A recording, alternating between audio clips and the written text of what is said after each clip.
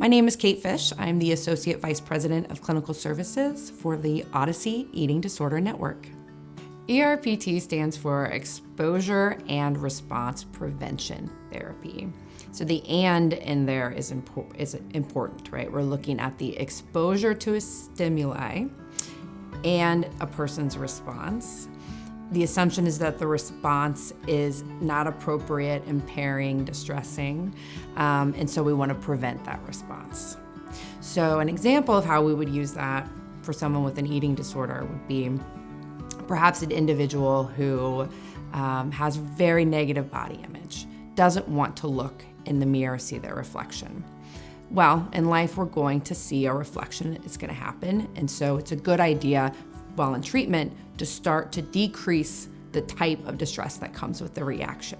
So an individual might be exposed to their reflection, be exposed to a mirror, and this can be done in varying levels, be exposed to their reflection, elicit the response, the negative response, and do that enough of the times in a very safe, understanding, compassionate environment that their response to the exposure is they're desensitized.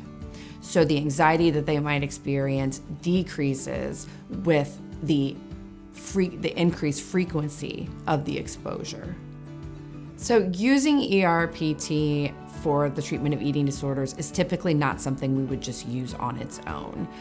Using exposure and response prevention therapy as a supplement or as an add-on to the whole library of evidence-based treatment modalities that we use to treat eating disorders. It is an opportunity really to practice what happens in the real world outside of treatment. We know that our clients are going to encounter things that are distressing for them. We want them to practice to be able to decrease their own response, their own distress on their own, so that they don't go out, leave treatment, graduate from treatment, and are met with stressors that might lead them to relapse and need to return to treatment.